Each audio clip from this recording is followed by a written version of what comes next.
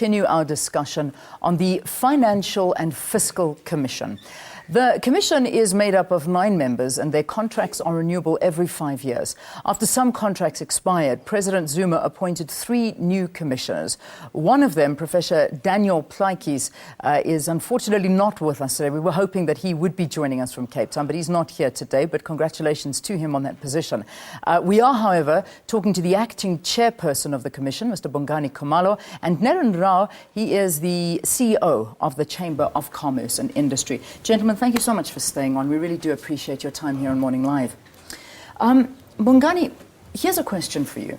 We've got institutions like the Reserve Bank, we've got the Finance Ministry, we've got the National Treasury, we have the FFC as well, to assist government to deliver on its mandate when it comes to the South African economy. Shouldn't we have the most incredible success story economically?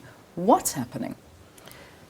That's a very difficult one. It is a difficult one, but it's a real one. It's a real question. I think we have to look at these types of institutions that we have and look at their credibility, their track record for what they have been established to do.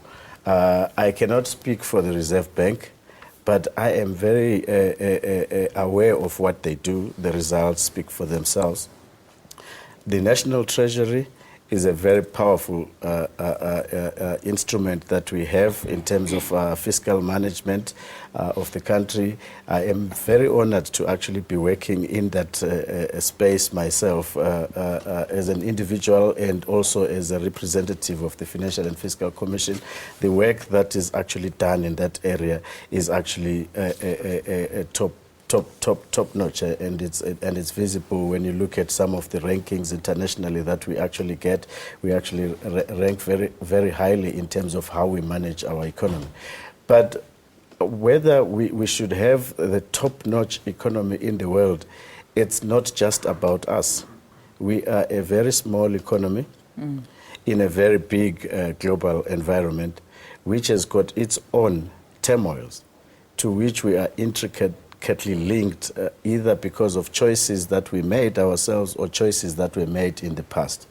And the future is about how do we then address and try to reduce this reliance and dependence on the old economies. Like I would call them the old economies. People refer to them as developed economies and all of those kinds of things. The first world economy that we are so intricately linked to, and that's Europe and the United States. We need to actually redefine the link of our economy with those economies, and also how we then address the linkages between the African continent, which is a point of growth for the future, and also we have now the BRICS that we have suddenly become a strong member in. Yeah. And I think those dynamics basically require that we also change as a country, not just being driven by the Treasury or the Minister of Finance, but as a country, the whole institutions must actually be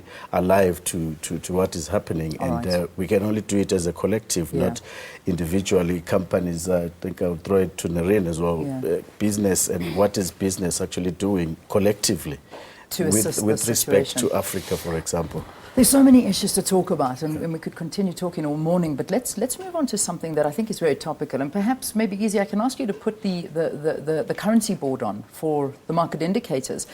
The currency, I mean, it's been playing, wreaking havoc, I imagine, with business. What are the implications on business, and how perhaps would you like to see the Commission assisting, with something like this, or no assistance necessary, we just leave it at this? Well, the history of currency intervention from a South African perspective hasn't been a very positive one. Where we tried to intervene in the currency to stabilize it or to move it in one direction or another, we have often failed in the past. Our economy is too small to influence our currency. Our currency actually performs inordinately if you look at the size of our economy. It is a very highly regarded currency. It's a highly traded currency. And if you tied to the fact that this is a very small economy that it represents, it is quite extraordinary. For business, this is a challenge. For business, the challenge is not whether it's up or down often, it's whether it's stable or not. It's whether it's predictable. And right now there are high expectations of exporters to take advantage of the weaker currency and get into the global market. There's further pressure coming from the fact that our key trading partners, Europe and the US, are showing signs of improvement. So it's often asked, why aren't our exporters rallying to take advantage of the circumstance and change our economic outlook for the immediate future? The problem is, it's not just the currency that is a factor in terms of whether we do more business with the rest of the world. There are a number of factors relating to efficiency and competitiveness which are holding us back from doing stronger business with the rest of the world. So even though our currency favors stronger exports, we are not realizing those gains right now.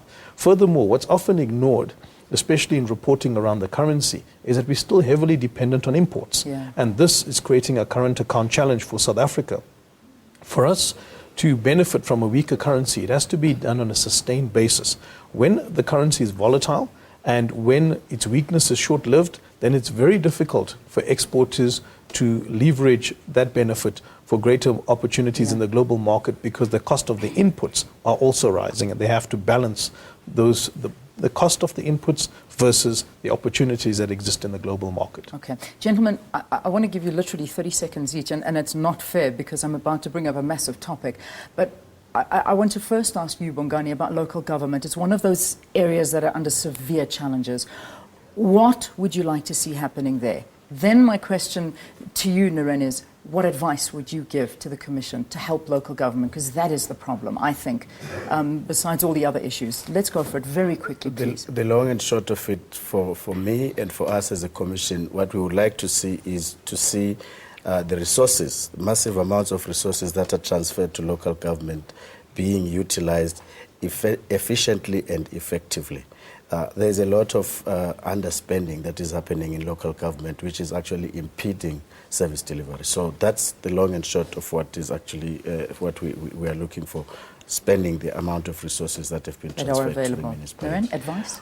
Well, the first thing that we're doing is we're empowering our chambers to become stronger activists at the local level. We're empowering them and capacitating them to engage with local government more effectively than they have in the past. There's always been a break in the communication between chambers at local level and municipal government. Furthermore, and also in response to Bungani's earlier challenge, we are looking at the key issues that affect our economy: infrastructure, transport and logistics. All of those things are being aggressively addressed in our annual convention on the 9th and 10th of October. And certainly we will hope that the Financial and Fiscal Commission will be a key contributor to that. And of course, all your viewers are invited. It's a free conference on the 10th of October, and we want the greatest sum of input to go into engagement on those issues so we can have ideal outcomes for our country. All right. Gentlemen, thank you so much for joining us here on Morning Live. Bongani, Khumalo and Neren Rao. Neren is the CEO of the Chamber of Commerce and Industry, and Bongani is from the chairperson, the acting chairperson of the Fiscal Commission, the Financial and Fiscal Commission. Thank you so much, both of you, for being with us.